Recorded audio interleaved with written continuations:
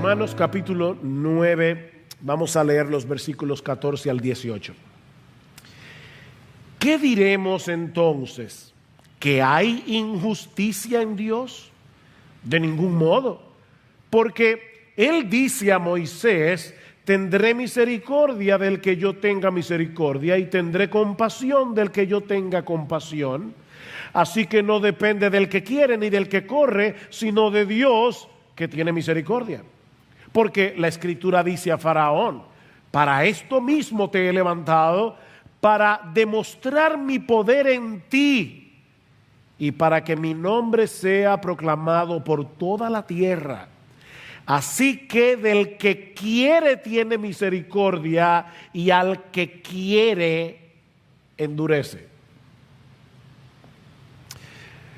La semana antes pasada estuvimos considerando los versículos 6 al 13 del capítulo 9 de Romanos, donde Pablo nos demuestra que a pesar de la incredulidad generalizada de los israelitas, aquellos que recibieron las promesas del pacto, la promesa de Abraham, y sin embargo no creyeron en el Mesías, y Pablo dice: a pesar de la incredulidad generalizada de los judíos, la promesa de Dios no ha fallado.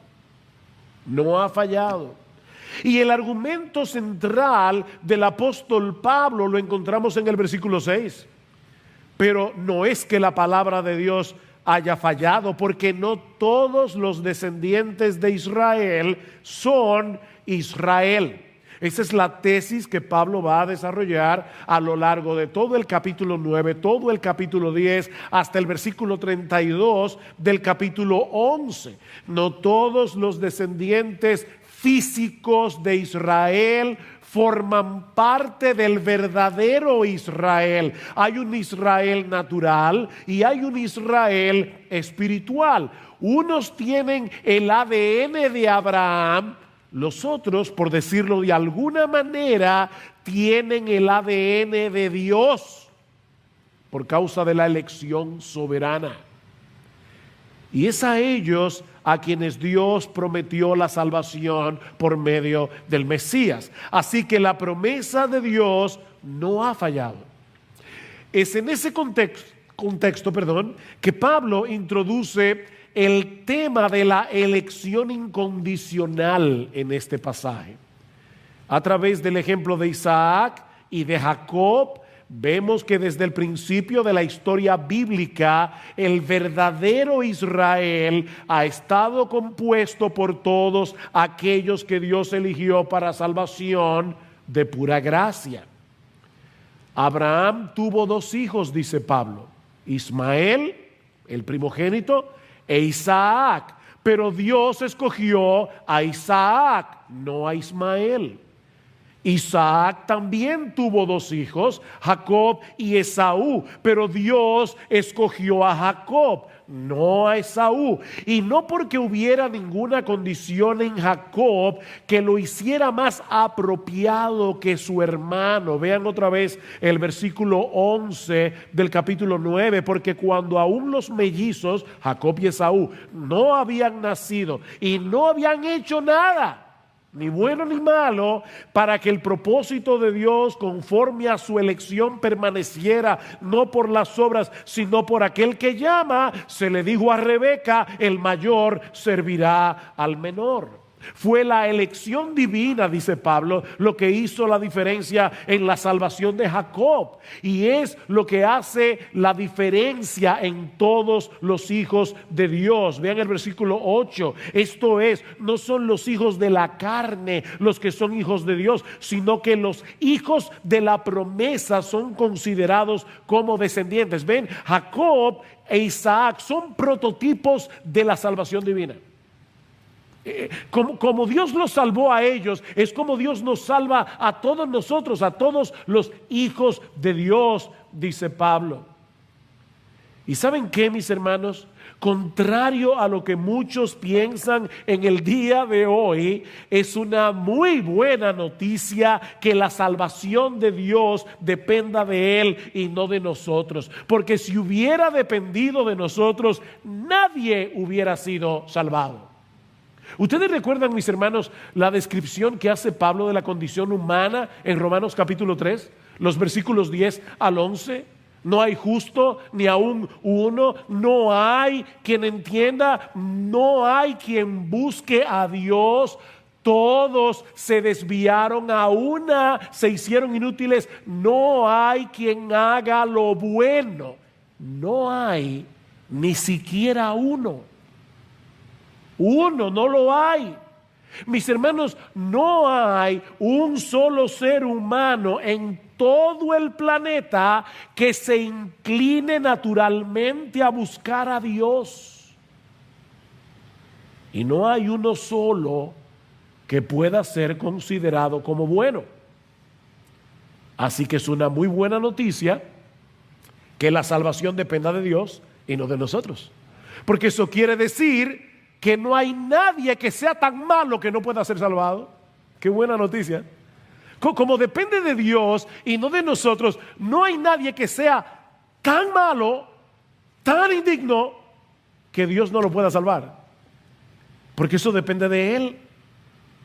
Sin embargo, y yo diría lamentablemente, siempre que se predica de la elección incondicional, algunos se sienten perturbados y otros reaccionan ofendidos. ¿Cómo es posible que Dios elija a unos y no a otros? ¿Acaso no es eso una injusticia? Bueno, esa es la pregunta que Pablo va a responder en los versículos 14 al 18 de Romanos 9. Y yo quisiera considerar esta porción de la palabra en dos encabezados muy sencillos. En primer lugar, vamos a ver lo que presupone esta objeción. Y en segundo lugar, vamos a ver la respuesta de Pablo a la objeción. Lo que presupone la objeción, la respuesta de Pablo a la objeción. Como es común en la carta a los romanos, Pablo comienza a interactuar aquí con alguien que está objetando lo que él acaba de enseñar en los versículos 6 al 13, sobre todo en el versículo 13, como está escrito: a Jacob amé, pero a Esaú aborrecí. Y seguramente Pablo había tenido que lidiar con este tipo de objeciones a lo largo de su ministerio. Yo no sé cuántas veces cuando estamos predicando la palabra en alguna conferencia y hay un tiempo de preguntas y respuestas, este tema sale a colación. Y hay personas que reaccionan de verdad ofendidas. Yo vi una nota de alguien que envió esta semana, la semana pasada, cuando se predicó el sermón de Romanos 9, 6 al 13, y decía: yo nunca había oído un sermón de esta iglesia, pero no lo vuelvo a escuchar jamás. Es la reacción de mucha gente. De manera que Pablo sabía que muy probablemente algunos de sus lectores, de los lectores de Romanos, iban a levantar esta misma objeción cuando leyeran esta porción de la carta. Ahora, antes de pasar a considerar la respuesta de Pablo, mis hermanos, es importante ver la pregunta. O sea, es importante notar que lo que ofende al oponente de Pablo es la doctrina de la elección incondicional. Lo que a él lo ofende es que Dios no toma en cuenta ninguna condición, ninguna cosa en el individuo que lo haga elegible para la salvación. Miren, si Pablo hubiera enseñado que Dios elige a los que Él sabe de antemano que van a creer en Cristo, que es lo que se enseña hoy en muchas iglesias, de ninguna manera se habría levantado esta objeción en contra de su enseñanza. Y la respuesta de Pablo habría sido otra. Supongamos por un momento que Pablo fuera arminiano, es decir, los arminianos son aquellos, y yo he tratado de no usar etiquetas en este mensaje, no quiero ofender a nadie, pero ciertamente los arminianos creen que Dios elige condicionalmente, es decir, Dios elige a los que Él sabe de antemano que van a creer. Muchos arminianos creen eso. Hay diferencias aquí o allá, pero básicamente muchos creen eso. Vamos a suponer por un momento que Pablo fuera arminiano, que Pablo creyera que la elección de Dios está condicionada a nuestra elección. ¿Cuál habría sido la respuesta de Pablo? ¿Qué diremos? ¿Que hay injusticia en Dios? Por supuesto que no. Pues su elección depende de la nuestra. Como Él sabe de antemano quiénes son los que van a creer en Cristo, son a esos que Dios elige. Así que no se puede acusar a Dios de ser injusto, porque a final de cuentas la salvación no depende de Él, la salvación depende de mí. ¿Ven el punto? ¿Es eso lo que responde Pablo? No, versículo 15. Porque Él dice a Moisés: tendré misericordia del que yo tenga misericordia, y tendré compasión del que yo tenga compasión. Así que no depende del que quiere ni del que corre, sino de Dios que tiene misericordia. Versículo 18. Así que del que quiere tiene misericordia, y al que quiere endurecer, Él endurece. Esa fue la respuesta de Pablo. Pablo está ratificando lo mismo que él había enseñado en los versículos 6 al 13, que Dios es absolutamente soberano en la salvación de los pecadores. La razón por la que este individuo se opone a la enseñanza de Pablo es porque él presupone erróneamente, subrayo, erróneamente, él presupone, lo repito, erróneamente, por si acaso alguien estaba dormido o pensando en el gato, erróneamente, él presupone eso, que esta doctrina pone en juego la justicia de Dios. Esa es su presuposición. De hecho, es lo mismo que pasa con el versículo 19, la otra objeción que vamos a ver el domingo que viene. Versículo 19, me dirás entonces, ¿por qué pues todavía reprocha a Dios? Porque ¿quién resiste su voluntad? Ven, él entendió perfectamente, está reaccionando incorrectamente, pero entendió correctamente lo que Pablo enseñó. Está reaccionando incorrectamente a su entendimiento correcto de la enseñanza de Pablo. Que Pablo enseñó una elección incondicional. Ahora, antes de seguir adelante, yo quiero hacerte una pregunta. ¿En cuál de los dos lados estás tú en esta controversia? ¿Estás tú del lado de Pablo o estás del lado de su oponente?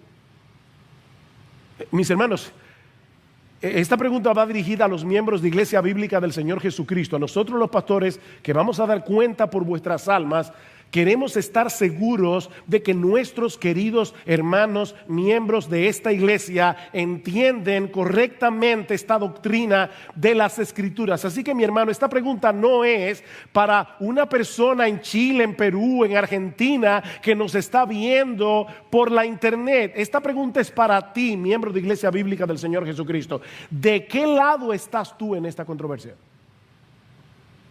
¿Estás del lado de Pablo o estás del lado de su oponente? Porque, mis hermanos, en esta controversia no solo está en juego el Evangelio de Jesucristo, un entendimiento correcto del Evangelio de Jesucristo. ¿Saben qué es lo que está en juego aquí? A final de cuentas, el carácter mismo de Dios, la naturaleza misma de Dios. ¿Qué le dice Dios a su pueblo en Jeremías 9:23? Así dice el Señor: no se gloríe el sabio en su sabiduría, ni se gloríe el poderoso en su poder, ni el rico se gloríe de su riqueza, mas gloríese el que se gloría, gloríese de esto, de que me entiende y me conoce, pues yo soy el Señor, que hago misericordia, derecho y justicia en la tierra, porque es en estas cosas que me complazco, declara el Señor. Mis hermanos, Dios es como Él es. Dios es como Él es, no como nosotros quisiéramos que Él fuera. Y Él se ha revelado a sí mismo en su palabra, como dice Jeremías, para que nosotros lo conozcamos y para que nos gloriemos en Él. Si tenemos una perspectiva distorsionada de quién es Dios, hemos caído en idolatría. Porque nos estamos inventando un Dios diferente al de la Biblia. Mis hermanos, eso es adorar un ídolo y no al verdadero Dios. Aparte de que estamos invirtiendo los roles aquí, porque resulta que ahora somos nosotros los que estamos evaluando si Dios está actuando con justicia o no. O sea, yo estoy viendo la actuación de Dios, lo que Dios hace, y ahora yo siento a Dios en el banquillo de los acusados y me estoy sentando a mí mismo en el asiento del juez para evaluar si Dios está siendo justo o no. Pero mis hermanos, ¿cómo puede un hombre finito y pecador juzgar la actuación de Dios? De hecho, es lo que Pablo le va a decir a su oponente, y lo veremos el domingo que viene. ¿Quién eres tú, hombre? Hombre, ¿quién eres tú para que alterques con Dios? ¿Quién eres tú? De ahí la reacción de Pablo en el versículo 14. ¿Qué diremos entonces? ¿Que hay injusticia en Dios? De ningún modo. Y esta es una negativa bien fuerte en el original. No, es lo que Pablo está diciendo. 1000 veces no. Jamás permita Dios que pensemos de Él que está actuando de una forma injusta en la salvación de los pecadores. Y yo espero, mis hermanos, que todos los miembros de Iglesia Bíblica del Señor Jesucristo tengan esa reacción, debemos usar una palabra fina, visceral. Ustedes han visto a esa gente que tienen una reacción y dicen, wow, le salió de las entrañas. Bueno, lo que Pablo está diciendo aquí es no. No, 1000 veces no. Esta objeción del oponente de Pablo es completamente absurda, como él va a demostrar ahora en los versículos 15 al 18. Lo que nos lleva a nuestro segundo encabezado, la respuesta de Pablo a la objeción de su oponente. Versículo 15. Porque él dice a Moisés, me encanta eso, Pablo no se pone a filosofar aquí. Pablo dice, vamos a la Biblia. Vamos a la Biblia. ¿Qué dice la Escritura? Él dice a Moisés, tendré misericordia del que yo tenga misericordia y tendré compasión del que yo tenga compasión. Pablo está citando aquí un texto que se encuentra en el capítulo 33 del libro de Éxodo. Y ahora voy a decir algo que yo espero que ustedes estén despiertos, pero el capítulo, porque es profundo, el capítulo 33 está después del 32. ¿Ok? ¿Qué pasó en el capítulo 32? En el capítulo 32 a Aarón se le ocurrió la brillante idea, presionado por el pueblo, de hacer un becerro de oro para adorarlo. El pueblo había pecado gravemente contra Dios por su idolatría, pero Moisés intercede ante Dios. Y no solo le pide a Dios que perdone el pecado del pueblo, que no destruya al pueblo, sino que en Éxodo 33, 18, Moisés le pide a Dios que le muestre su gloria. Ese es el texto que está inmediatamente antes del pasaje que Pablo está citando en Romanos 9. Señor, muéstrame tu gloria. Ahora recuerden que Dios había manifestado su gloria a la nación de Israel a través del Éxodo mediante una luz brillante que emanaba de su presencia. Pero ahora Dios va a mostrarle su gloria a Moisés de otra forma. No a través de una luz brillante, sino a través de una revelación de su naturaleza. Señor, yo quiero ver tu gloria. Pero yo te voy a revelar uno de los aspectos que hace que yo sea Dios. Esa es mi gloria, mi nombre, como va a decir en el capítulo 34. Déjame revelarte algo acerca de mí. Yo haré pasar toda mi bondad delante de ti y proclamaré el nombre del Señor delante de ti. Su nombre es quien Él es. Y tendré misericordia del que tendré misericordia y tendré compasión de quien tendré compasión. Moisés, he ahí mi gloria.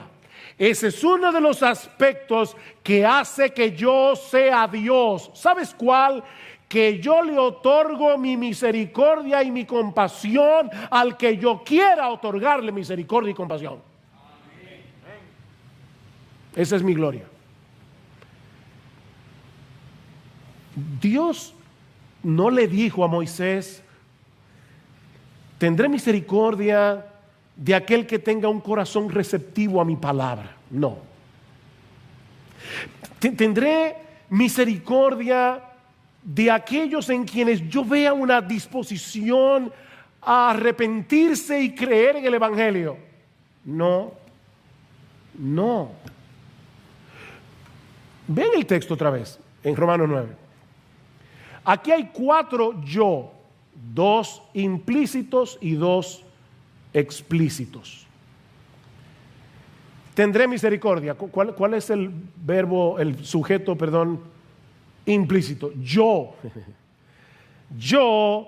tendré misericordia del que yo tenga misericordia, y yo tendré compasión del que yo tenga compasión. En un versículo hay 4 yo. En otras palabras, eso no depende del libre albedrío. No depende del libre albedrío. Eso depende de la soberanísima, absoluta voluntad de Dios. Pero eso no es justo. De verdad. Piénsalo bien. ¿De verdad tú quisieras que Dios te tratara con justicia? Yo no. Pablo va a mostrarle a esta persona que lo que está objetando es una cosa completamente absurda. ¿De verdad tú quieres que Dios sea justo contigo? Justicia. Tú quieres justicia. Lo que tú y yo necesitamos es misericordia, no justicia. Si Dios hubiera decidido ser justo con todos, nos enviaría a todos al infierno. Eso es justicia, porque todos hemos pecado. Pero Él, en cambio, tomó la decisión de tener misericordia de miles de millones elegidos de pura gracia al precio de la vida de su propio Hijo. ¿Dónde está la injusticia?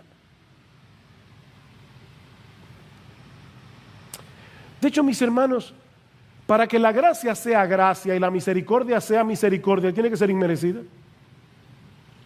Tiene que ser inmerecida. Si tú mereces que alguien te haga un bien, ya no es gracia, es deuda. Porque lo mereces. Sería injusto que esa persona no te tratara bien o no te hiciera ese favor porque tú te lo mereces.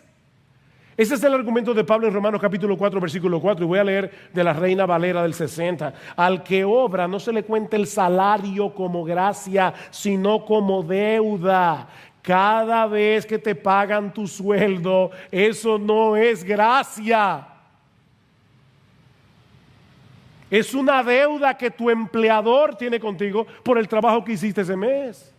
Eso no es gracia.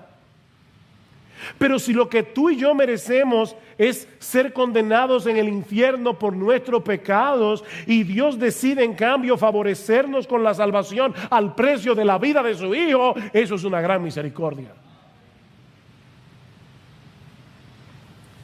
De manera que decir que Dios es injusto porque no le muestre esa misericordia a todos es una contradicción de términos, porque la misericordia por su propia naturaleza nadie la puede demandar. Es misericordia.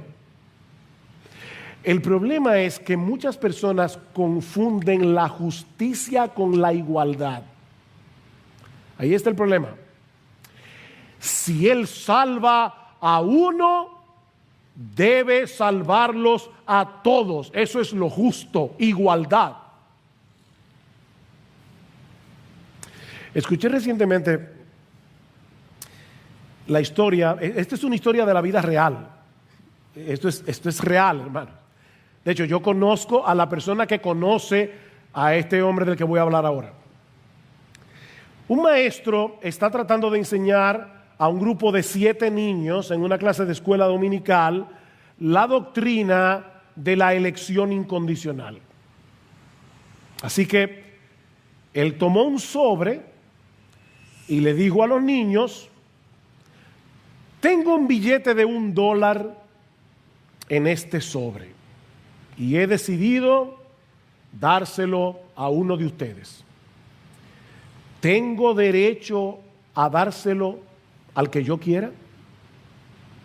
¿Al que yo elija?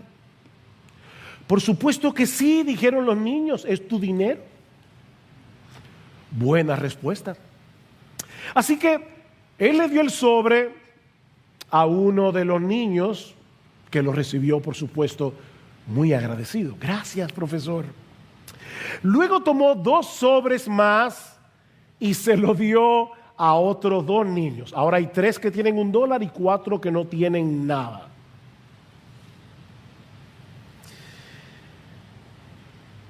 Y él le pregunta a los 4 que no tienen: ¿cómo se sienten ustedes ahora?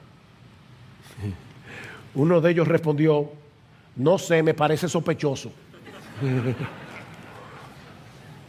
Y obviamente los otros 3 comenzaron a decirle: ¿pero de qué estás hablando? Hace unos minutos tú mismo dijiste que él podía darle su dinero a quien él quisiera porque él no te debe nada y ahora te parece sospechoso.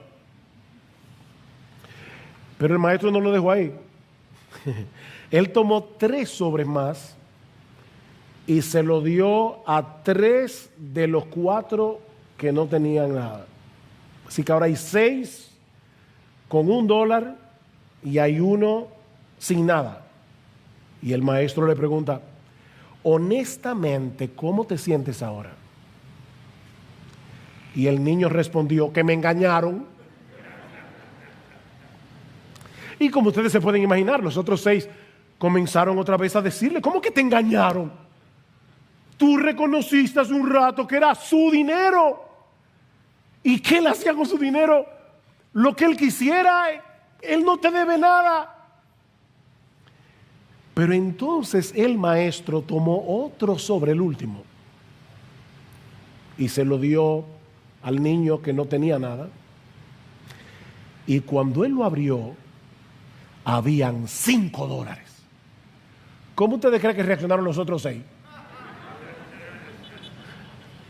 ¿Ustedes ven el problema, mis hermanos? El problema que tiene el ser humano al ver como sinónimo justicia con igualdad. Cristo va a la tumba de Lázaro. Lázaro, ven fuera. Ustedes se imaginan a todos los que estaban ahí acusando a Jesús de ser injusto porque no resucitó a los otros? Él resucitó a Lázaro. ¿Cuál es el punto? ¿Cuál es el problema? Mis hermanos, ¿por qué Pedro y no Judas? Ambos traicionaron al Señor. ¿Por qué Jesús miró a Pedro y lo llevó al arrepentimiento y no a Judas? ¿Por qué Pablo y no Caifás? Los dos eran enemigos de Cristo. Mis hermanos, la única razón por la que hoy no tenemos a San Judas Iscariote y a San Caifás es por la elección divina. Porque Dios quiso salvar a Pedro y Jesús mismo se le apareció a Pablo en su camino a Damasco. ¿Dónde está la injusticia? Es como dice R.C. Sproul, o R.C. Sproul para decirlo en español: de una humanidad de personas culpables, Dios decide soberanamente conceder misericordia a algunos de ellos. Pregunta: ¿qué recibe el resto? Justicia. ¿Ven? Estos recibieron misericordia y estos recibieron justicia. Sigue diciendo Sproul: los salvados reciben misericordia, los no salvados reciben justicia, pero nadie recibe injusticia. Misericordia, justicia, pero en Dios no hay injusticia. No hay injusticia. Sobre todo, y mi amigo, si tú estás aquí sin Cristo, escúchame con atención. Sobre todo tomando en cuenta la realidad de que ningún pecador, ninguno, ni uno solo, quiere la salvación que Dios ofrece en el Evangelio. No hay uno que busque a Dios. De ahí lo que dice Pablo en el versículo 16. Así que no depende del que quiere ni del que corre, sino de Dios que tiene misericordia. Estas dos palabras aquí son importantes: querer y correr. Cuando Pablo habla de querer, aquí está hablando del deseo del corazón, está hablando del propósito. Y cuando habla de correr, está hablando del esfuerzo que nosotros hacemos para tratar de obtener lo que deseamos. Así que lo que Pablo está diciendo es que la salvación no depende ni de nuestros deseos o propósitos, ni de nuestro esfuerzo para acercarnos a Dios. No depende ni del que quiere, ni del que corre. Porque recuerden Romanos 3, no hay quien busque a Dios, ni siquiera uno. La salvación no puede depender del hombre, porque nadie quiere ni corre. Nadie quiere ni corre hacia Dios. Mis hermanos y amigos que están aquí, por favor, te lo suplico, que nadie se imagine aquí a un montón de personas diciéndole a Dios: por favor, déjame entrar en tu reino, y a Dios en la puerta diciéndole: no, tú no fuiste elegido.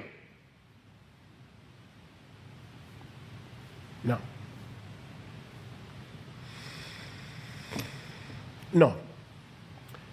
Óyeme bien. Las puertas de la salvación están abiertas de par en par. Y nadie que venga será rechazado, porque Jesús lo prometió en Juan capítulo 6. Nadie que venga será rechazado. Así que, mi amigo, óyeme bien, no te escudes en la doctrina de la elección incondicional para justificar tu incredulidad. La razón por la que no vienes a Cristo es porque no quieres a Cristo.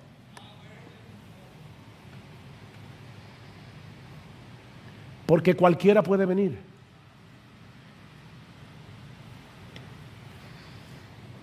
En el Salmo 2, el salmista nos presenta un cuadro muy diferente. A toda una humanidad con el puño alzado contra el cielo y diciéndole a Dios: no queremos que reines sobre nosotros. Mira, si pudiéramos, te sacaríamos a patadas de tu trono para sentarnos nosotros ahí. Por supuesto, es muy difícil que alguien diga eso con su boca, pero esa es la actitud del corazón que está detrás de todo rechazo al Evangelio.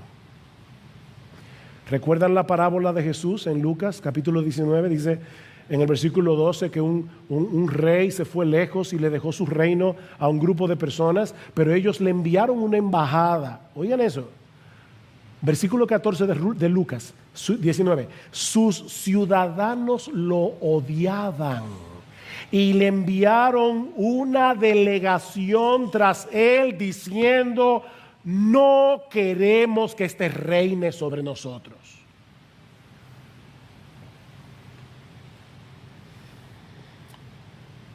Pero Dios, uno de esos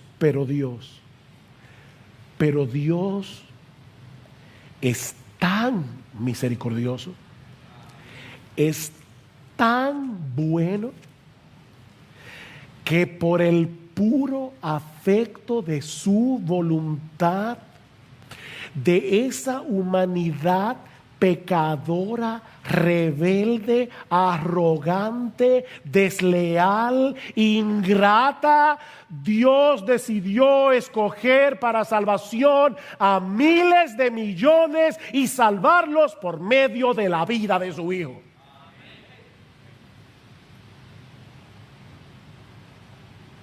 Ahí estábamos tú y yo. A Jacob amé.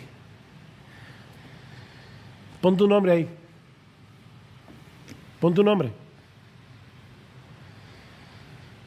A Laura, a José, a Martín, a Rafael. Amé. Ellos eran ingratos, desleales, todo lo que yo acabo de decir. Pero Dios decidió amarlo por el puro afecto de su voluntad. Y yo vuelvo a preguntar: ¿dónde está la injusticia?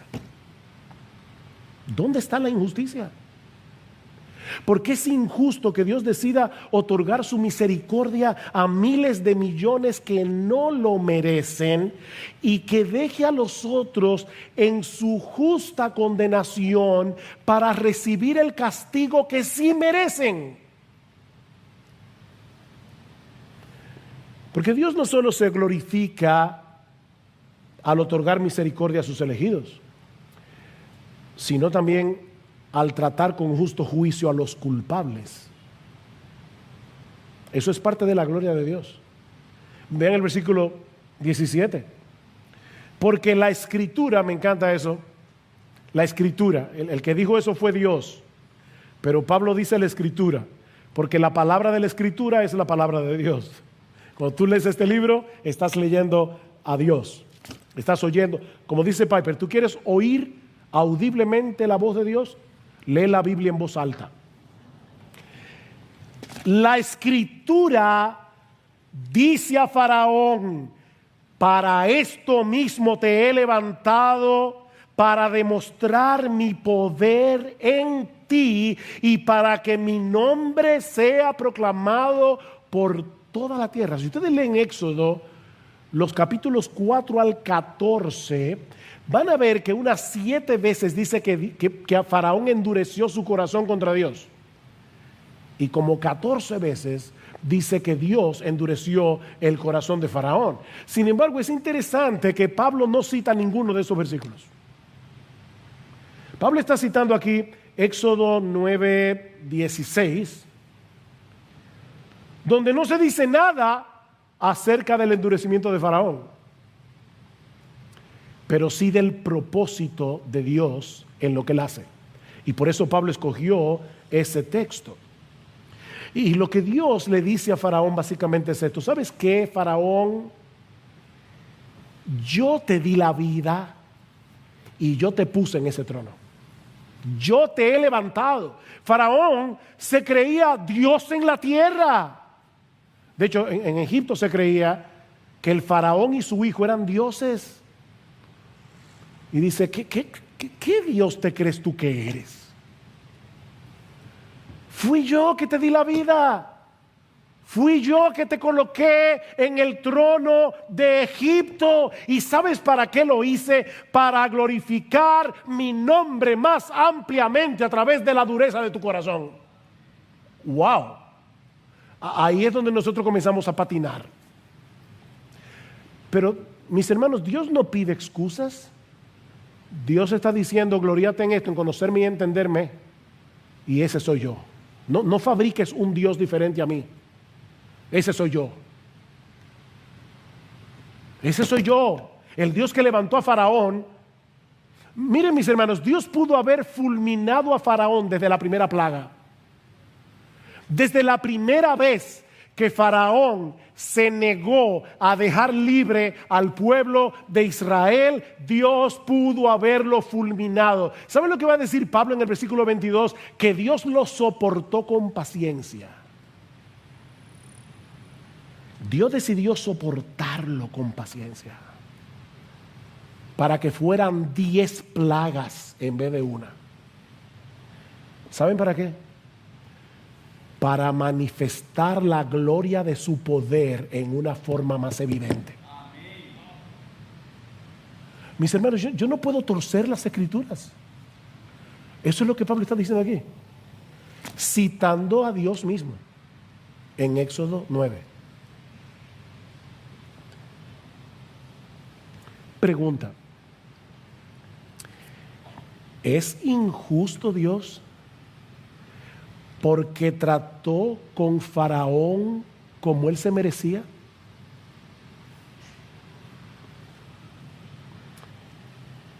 ¿Es injusto Dios? Por supuesto que no. Mis hermanos amados, amigos que están aquí en esta mañana, no te imagines a Faraón como un buen hombre a quien Dios convirtió en un hombre malo. Esa no es la historia. Lo que vemos en el Éxodo es a un hombre malvado, arrogante, prepotente, a quien Dios decide dejarlo sin freno en su maldad. ¿Tú oíste eso? Ahí es que viene la soberanía de Dios. Dios pudo haber hecho con Faraón lo que hizo con Pablo y convertirlo de perseguidor en apóstol, pero no lo hizo. No lo hizo. Dios lo que hizo fue dejar a Faraón que sigue en su maldad.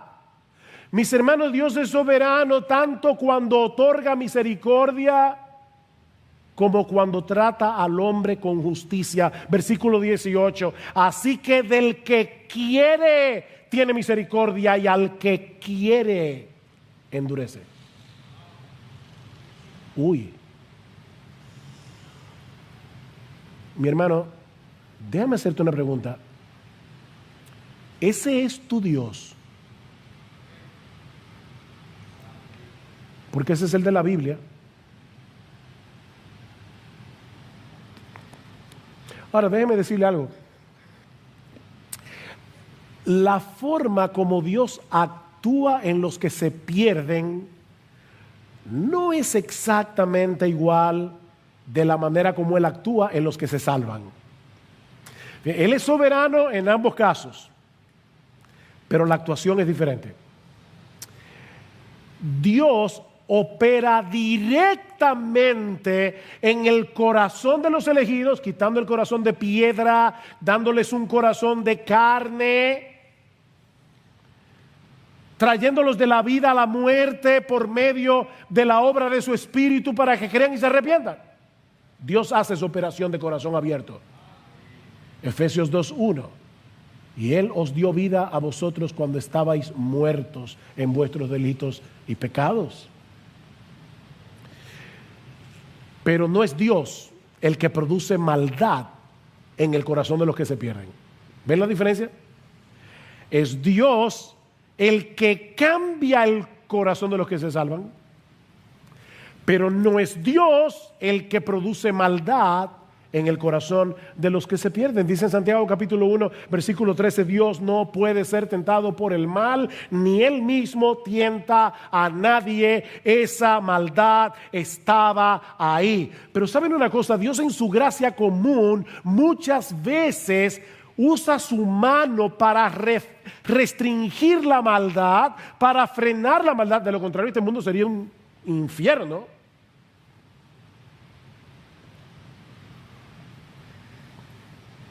Pero en casos como los de Faraón, Dios decide soberanamente retirar su mano para que sigan sin freno en el curso de acción que ellos quieren. ¿Ven la diferencia? Alguien lo ilustra de esta manera. Imagínate a 5 personas que están planeando robar un banco a mano armada. Yo me entero y trato de evitarlo. Me reúno con los 5 y les suplico que no lo hagan. Pero ellos me quitan del camino y se ponen en marcha hacia el banco, pero yo logro tumbar a uno de ellos y encerrarlo en mi casa. Los otros 4 roban el banco, matan a un guardia, son capturados y sentenciados a muerte. Pregunta: ¿quién tuvo la culpa de que esos hombres fueran ejecutados? Es una pregunta. Ellos mismos. Otra pregunta: ¿y qué del otro? ¿Acaso sigue libre porque él era mejor que los otros 4? No. La única razón por la que ese hombre sigue en libertad es porque yo lo detuve. Es la única razón. Lo que estamos diciendo, mis hermanos, es que Dios decidió soberanamente no detener a Faraón.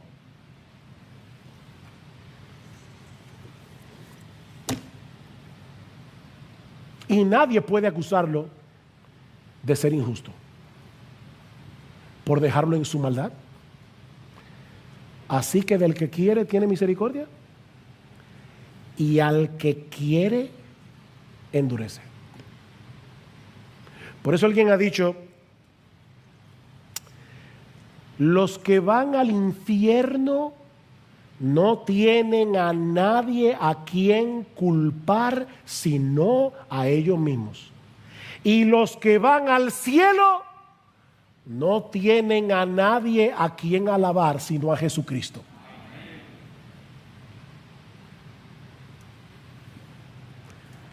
Oh, qué gran Salvador. ¿No cantamos eso en su momento? Dueño de la vida. Él es poderoso. Él es poderoso para salvar. Mis hermanos, la salvación es por gracia, solo por gracia, de principio a fin.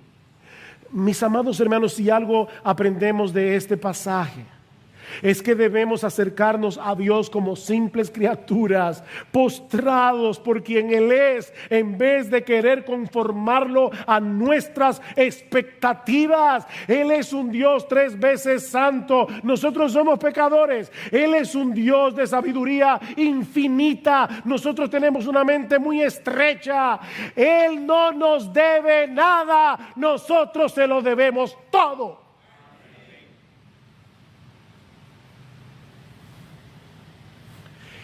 ¿Quiénes somos nosotros para sentar a Dios en el banquillo de los acusados y pedirle cuentas? Hace mucho que pasamos por Romanos 3, pero déjame leerte un texto que ya estudiamos aquí, Romanos 3:19.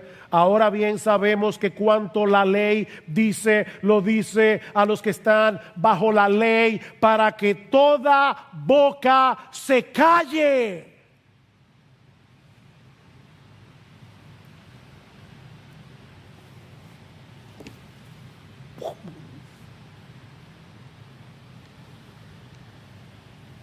¿Quién eres tú para que alterques con Dios? Oh hombre, somos, la palabra en español sería opinadores, pero esa palabra suena linda. En inglés, opinionated es otra cosa.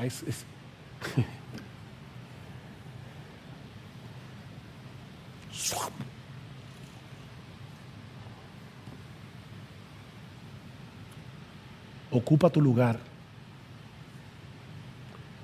como una simple criatura. Porque lo único que nosotros podemos hacer es reaccionar en adoración y en gratitud a Dios por lo que Él ha revelado de sí mismo en su palabra, y aceptar con humildad que hay muchas cosas que no entendemos porque Él es Dios. Si entendiéramos completamente a Dios, Él sería de nuestro tamaño. Miren cómo Pablo reacciona al final del capítulo 11. Luego de estar disertando acerca de la soberanía de Dios, ¿qué dice Pablo? Oh, profundidad de las riquezas y de la sabiduría y del conocimiento de Dios, cuán insondables son sus juicios e inescrutables sus caminos, porque ¿quién ha conocido la mente del Señor? ¿O quién llegó a ser su consejero? ¿O quién le ha dado a Él primero para que se le tenga que recompensar? Porque de Él, y por Él, y para Él son todas las cosas. Conclusión: a Él sea la gloria. A Él sea la gloria. Mi amado hermano, no trates de domesticar a Dios. No trates de domesticar a Dios. Porque un Dios domesticado es un ídolo y no el Dios de la Biblia. Mis hermanos, nuestro Dios es digno de adoración, es digno de nuestra confianza. ¿Saben por qué? Porque Él es Dios.